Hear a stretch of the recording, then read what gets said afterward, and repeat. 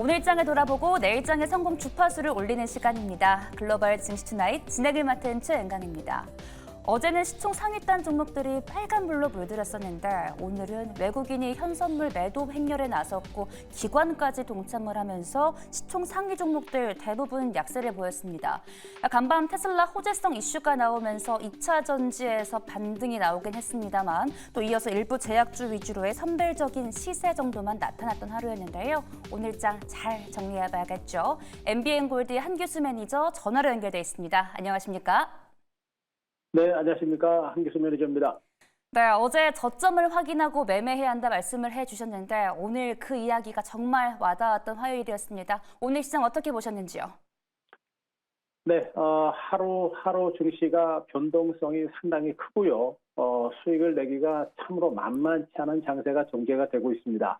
오늘도 시장은 하루 종일 지루하고 답답한 흐름이 전개가 됐는데 그 이후에는 역시 외국인 투자가들의 선물과 현물에 대한 매도가 이어졌습니다.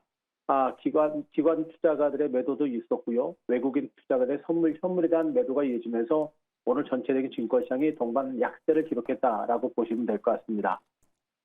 지금 종목군들의 흐름에 있어서도 오늘 거의 대부분의 종목군들이 약세를 보였다라고 과언이 아닐 정도로 시장 분위기가 많이 안 좋았던 상황이었었고요. 그동안 단기적으로 상승폭이 컸었던 섹터가 약세 분위기가 좀 더 강했습니다. 특히나 반도체 관련주들의 경우는 여러 가지 돌발적인 악재까지 부각이 되면서 반도체 관련주 전반에 걸친 하락세가 컸었고요. 그리고 전력기기 등 최근에 단기적으로 상승폭이 컸던 종목들의 하락세가 좀 더 심화되는 모습이었었죠.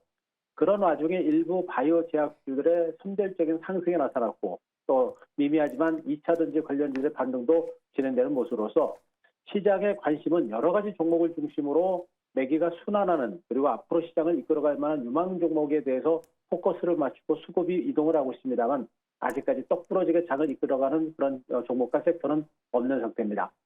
앞으로 이제 미국 증시 그리고 국내 증시는 미국 FOMC 이후에 지수의 방향이 결정이 될 거로 보고 있고요.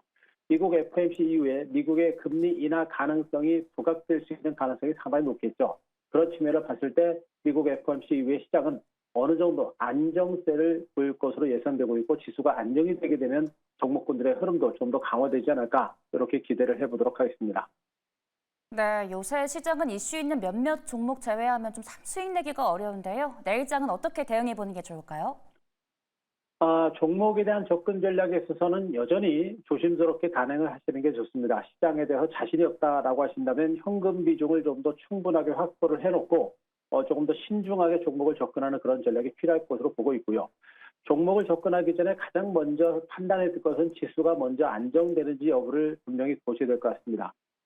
코스피 지수가 2,700선을 저점으로 어느 정도 저점이 좀 만들어질 것으로 일단 예상이 되고 있는 상태에서 미국 증시가 추가적으로 급락하지 않고 하방 경직을 보인다라고 한다면 국내 증시도 좀 더 안정될 가능성이 높습니다. 그러나 말씀드렸듯이 미국 FOMC 회의를 통해서 미국의 금리 인하 가능성이 부각되고 있기 때문에 시장이 좀 안정되지 않을까라는 그런 기대감은 먼저 가져보겠습니다. 결국에 지수가 안정되는지 여부를 먼저 확인하고 종목을 접근하는 전략이 필요할 거로 보고 있고요. 아직까지 시장을 이끌어가는 종목군들은 그렇게 강하게 형성되지는 않고 있습니다. 따라서 일단 시장이 좀 더 안정이 되고 또 지수가 좀 더 회복이 되고 또 미국 증시가 거래량이 좀 회복되면서 살아나는 조짐들이 연출될 때는 시장을 이끌어갈 수 있는 유망 종목과 주도주가 등장할 가능성이 있습니다. 따라서 그때는 아직까지는 주도주는 없습니다만 시장이 좀 더 안정되고 주도주가 탄생할 때를 대비해서 주도주 포착에 좀 더 주력하는 이런 전략이 필요할 거로 보고 있고요. 현재 시장은 아직까지는 종목이 많이 오른 종목분들은 경계감이 큰 상태고 또 이 바이오 제약주들은 선별적인 강세가 진행되고 있기 때문에 선별적으로 관심을 계속해서 가져갈 필요가 있을 것 같습니다. 특히나 이제 2차 전지 관련주의 경우는 주가가 너무나 긴 시간 동안 하락을 했고요. 지금 반도체라든가 자동차라든가 전력기기라든가 화장품이라든가 그리고 음식료 관련주라든가 그동안 성장성이 크다라고 했었던 섹터들의 주가가 이미 주가가 많이 올랐기 때문에 앞으로 시장을 이끌어갈 만한 유망 섹터가 그렇게 많지는 않은 상태입니다. 이런 측면을 보게 되면 오히려 많이 빠졌고 하반기 이후에 업황 턴어라운드 가능성이 있는 2차 전지 관련주에 대한 관심들을 우리가 지금부터 시간을 가지고 높여갈 필요가 있지 않을까라는 판단도 한번 드리도록 하겠습니다. 네, 지수가 안정됐는지 여부를 확인하고 접근을 해야 될 것 같은데요. 이어서 종목 리뷰 만나볼게요. LG 에너지 솔루션부터 만나볼 텐데 어제 소개해 주셨는데 1% 넘게 시세를 냈습니다. 리뷰 부탁드립니다. 네, LG 에너지 솔루션 역시 어제 말씀드렸는데요. 오늘 뭐 장중에 한 3% 가까이 갔다가 막판에 좀 밀리게 됐습니다. 기관과 외국인들의 양매수가 들어왔는데 규모는 그렇게 크지는 않은 상태입니다.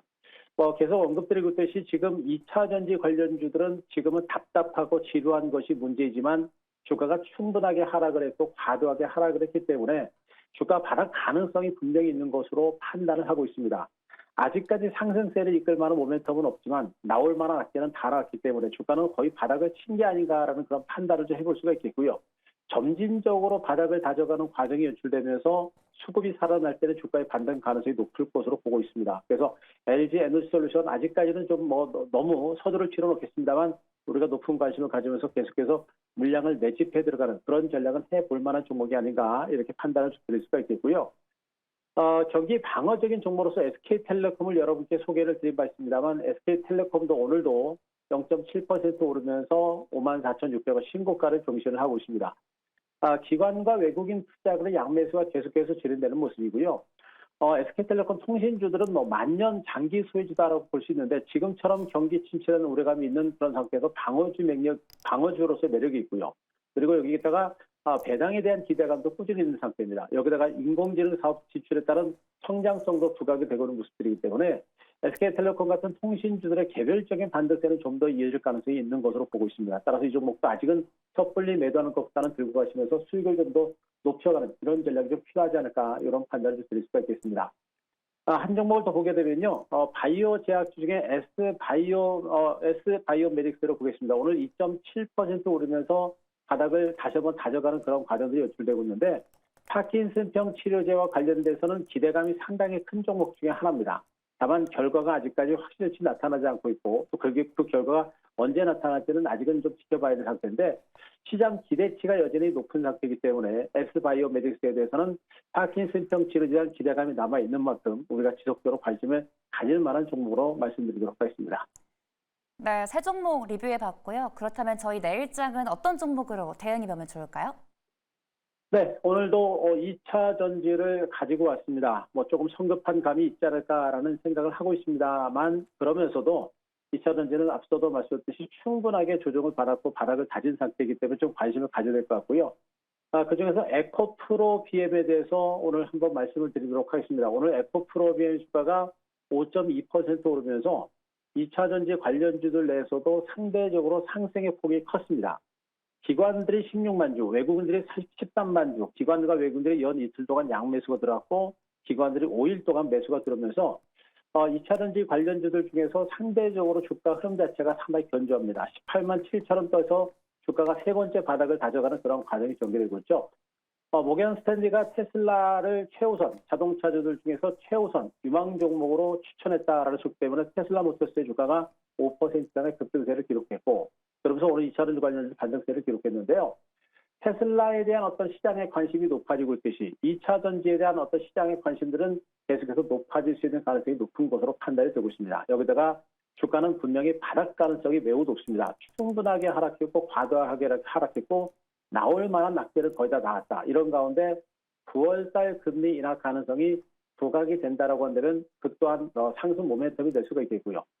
지금 미국의 대통령 후보들 중에 카멜라 해리스 대통령의 지지율과 그리고 호감도가 상당폭 높아지고 있다는 측면을 보게 되면 IRA 폐기에 대한 우려감들도 해소가 되는 즉시 주가가 올라갈 수 있는 가능성도 분명히 있습니다. 그런 부분들도 우리가 주목해 볼 만한 상태로 보시면 되겠죠. 여기다가 아까 말씀드렸듯이 기관과 외국인들의 양매수가 유입되고 있기 때문에 에코프로비엠 역시 같은 맥락에서 우리도 같이 기관과 외국인들처럼 물량을 좀 매집을 해 볼 만한 종목이 아닌가 판단입니다. 자, 매수가는 18만 7천 원 제시를 드리고요. 목표가 23만 원, 손절가 16만 5천 원 제시를 드리도록 하겠습니다. 네, 어제 모건 스탠리가 최선호주로 테슬라를 꼽으면서 오늘 2차 전지 섹터 안에서 반등이 나왔었는데요. 에코프로 BM 소개해 주셨습니다. 오늘 통화는 여기서 마무리할게요. 지금까지 MBN골드의 한규수 매니저와 함께했습니다. 고맙습니다.